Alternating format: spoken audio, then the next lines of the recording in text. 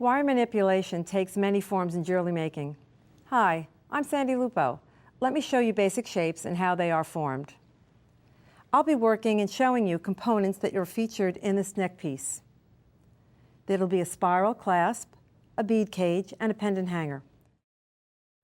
First, I'll start with the spiral clasp. You see an example of it right here. I'm going to take a piece of copper wire and I'm going to form it into an S hook. The first tool I'll use is a small barrel on a round nose pliers, and I'm forming a circle. I'll close that circle down with either a chain nose or flat nose pliers. And then I'll need a shaping device, a forming tool. I'll work with this jump ring mandrel. And I will place it so that the barrel is about an 8mm size barrel, which is featured right here on this multi-barrel tool. I'll need to do the same thing on the other side as well. I'll work at the same place on the barrel and form the remainder of the straight wire, copper wire, into hopefully a symmetrical or perhaps an asymmetrical S-hook. The wire I'm using is copper. It has a soft temper, which will allow me to manipulate any of the components that I work with and take them where I want to take them without them becoming brittle. I'd like to hammer out just the top of the curves, and I'll do that with a steel block and a ball peen hammer. Just a light touch will add texture and strength. Making certain my fingers are out of the way, I'll flip it over to the other side, and again, hold firm.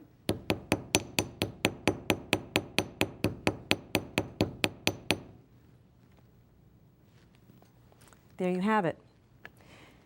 You would add jump rings so that you could incorporate it as a connection to your necklace.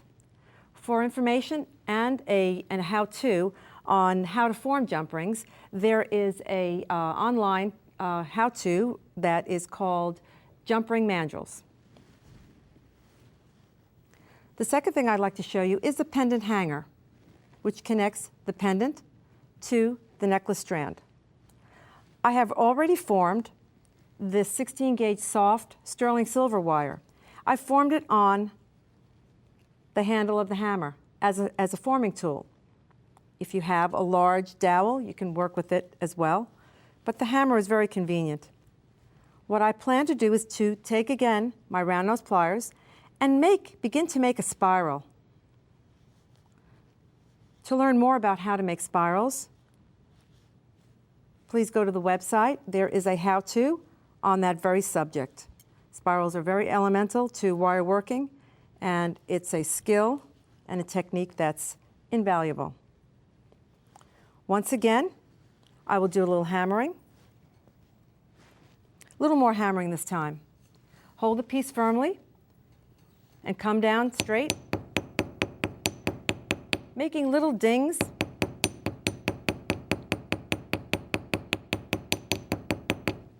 on the width of the wire.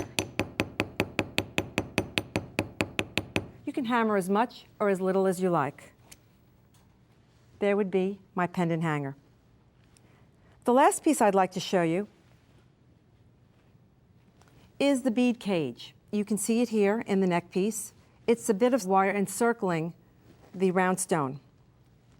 I've created an S shape that is a spiral. For more information, you can go to the how-to on how to make spirals. What I'm going to do is take this spiral, double spiral, and fold it in half with my fingers. And then I will begin to pull up and out between the tool and my thumbnail, pull up and out each of these concentric circles. I'll work one side, and then I will work the other. Creating a barrel shape. I'll be able to open up the cage, insert the bead, an appropriate size bead, and close it down, using my fingers to bring those concentric circles back into place, forming a cage. If you'd like to use it as a bead link, you can take a simple loop pin and you can place it through the bead, through the cage, come out the other side, create another simple loop. This is quite long, we'll have to trim it. Use the back side of the cutter to trim the wire and hold the little bits of wire that come off from the cut. Again, with the round nose pliers, make a nice loop, similar to the one on the other side. And now you have a cage that with a connecting loop on each end, which you can incorporate either with chain or with other links. Now I've shown you the components that are featured in this necklace. Enjoy these wire working techniques here at the Foreign Mountain Gems Jewelry Making Studio.